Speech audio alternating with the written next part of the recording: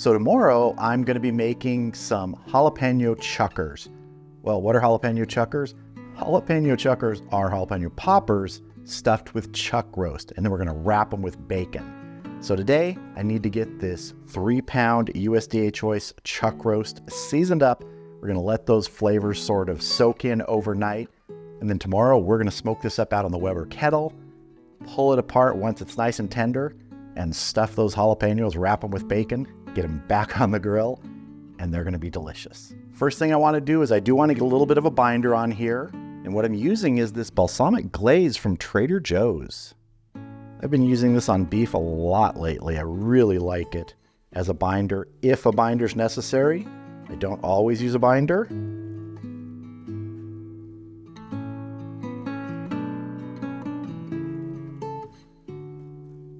And the rub I'm using today is beef and brisket rub from Sharp's Gourmet Barbecue. We're going to get a good coating on here.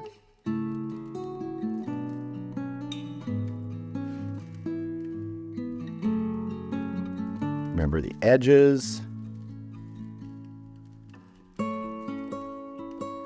Now, because I tend to do this often, season things the day before, I get asked a lot, do you have to do that? No, you don't. It's just the way I prefer to do it if I have the time, because this way tomorrow morning, I don't have to worry about seasoning anything up. I can just get it out to the grill, smoke it up, but it also just gives a little bit of extra time for these flavors to sort of soak in overnight. So this is ready. It's going in the refrigerator overnight, and I will see you tomorrow out at the grill.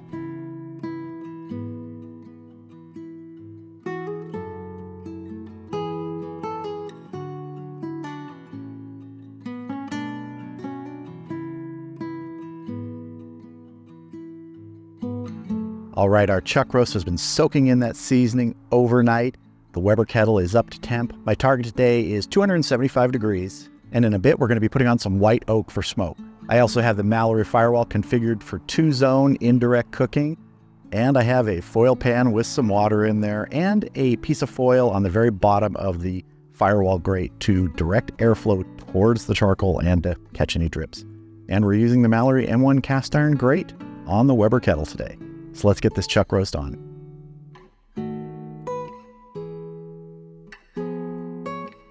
Get our piece of white oak in here. I'm not running a temperature probe right now. I will come back and put a probe in once we wrap this. Really, I'm just looking for texture and color on the outside to decide when to wrap this. Could be 2, 3, 4 hours. Every cook is different. But we will come back in an hour and see if we need to spritz. It's a chilly day, but it's dry.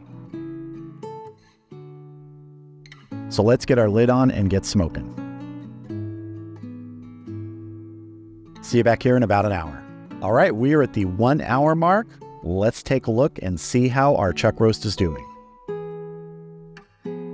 I love that color developing. The surface right here is looking a little dry, so I am going to spritz, and I'm just spritzing with plain water. So we're going to get the lid on, keep smoking, and we're going to come back in another hour, check it, see if we need to spritz, and kind of see how that color and texture is developing. All right, we've been going 2 hours. Let's check our chuck roast, see if it's time to wrap, see if we have that color and texture that we want. That is looking beautiful. Can already see bark development here. We do have a lot of moisture still, which is good. Color is great. It's time to wrap this. And we're actually going to wrap it on the grate. I'm going to be using foil for chuck roast that I'm going to be pulling. I like doing that. I think it really does help sort of speed up the tenderizing process and really helps retain moisture. Other times I might use butcher paper, but today we're going to use foil.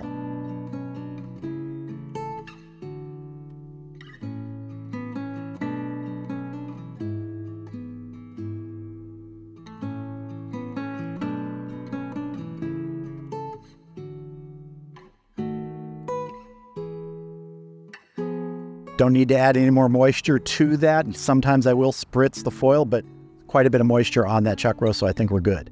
Now I'm going to get a temp probe in here. And I get questions about this a lot, but I added a temperature probe port on the Weber kettle using a kit from S&S Grills.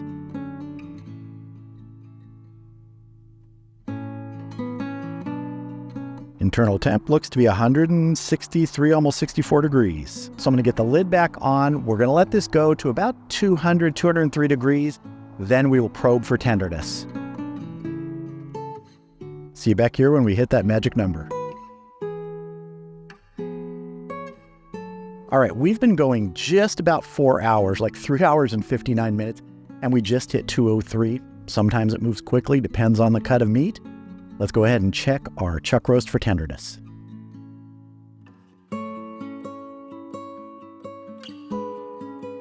That feels pretty tender.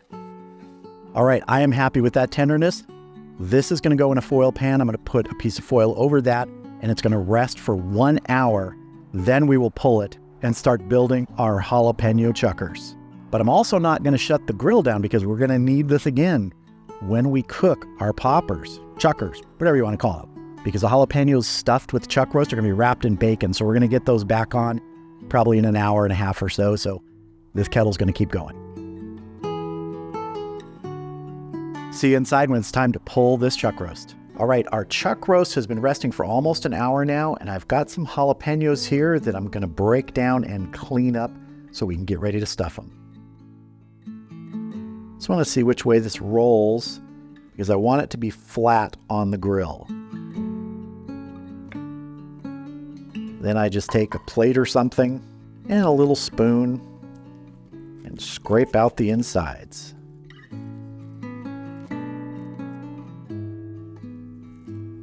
If a seed or two gets through, it's not going to be the end of the world. It'll be fine. Let's cut another one. And for me, using a small spoon like this is really about the best way to do this. All right, I'm going to cut the rest of these, clean them up, and then we're going to move on to pulling our chuck roast. All right, our chuck roast has been resting for an hour. Let's open it up and let's pull this and shred it nicely so we can get it into those poppers. Still nice and warm. Oh yeah. Just gonna go ahead and shred it here in the foil pan. Oh, that is hot. All right, I'm gonna go ahead and finish pulling the rest of this so we can build our poppers. All right, I pulled some of the chuck roast aside so that we can use it for the poppers. The rest is gonna be probably used in nachos in a couple days.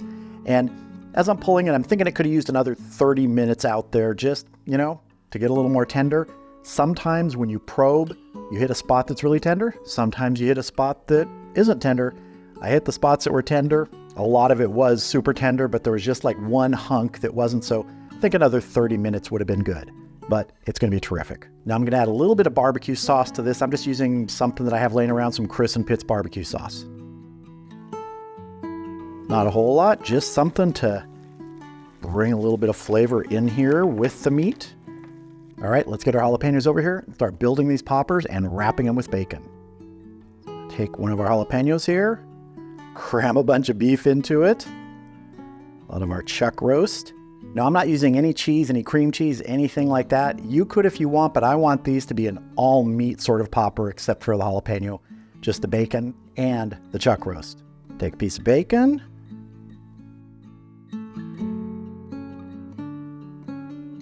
Give it a good wrap. Get as much coverage as you can, like that. Let's do another one. Get our jalapeno. Cram it full of chuck roast. Get a good amount in there. Get a nice piece of bacon. Flip this around a little bit here. It's easier to wrap.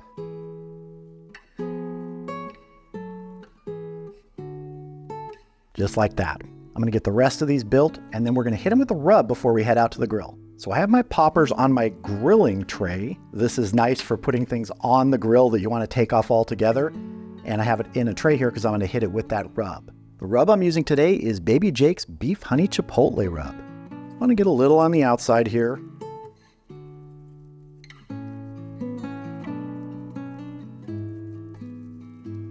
All right, we're going to get these out to the grill.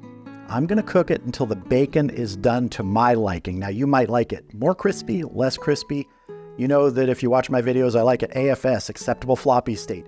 Except in this, I like to go a little bit beyond that. So it's really about how well done you like your bacon. Everything else here is cooked. The beef is cooked. The jalapenos don't need to be cooked anymore. They're just going to soften up a bit. So we're going to get this out there. I'm guessing it's probably going to take somewhere around 30 minutes. I cranked the grill up a little bit, so it's around 300 degrees. So we'll get these out there, get them grilled up, and then we'll be back inside pretty soon.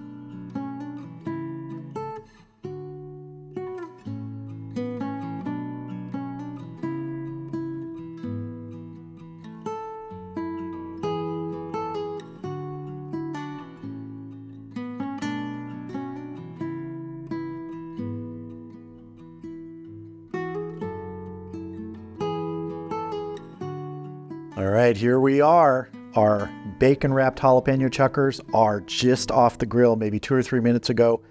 That's what I'm looking for.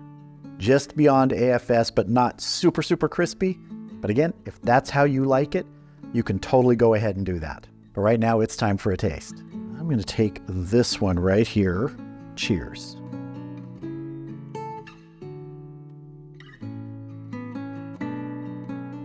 Now, if you're a cheese person and you want to load this up with cheese, cream cheese or cheddar cheese or something like that with the chuck roast, go ahead.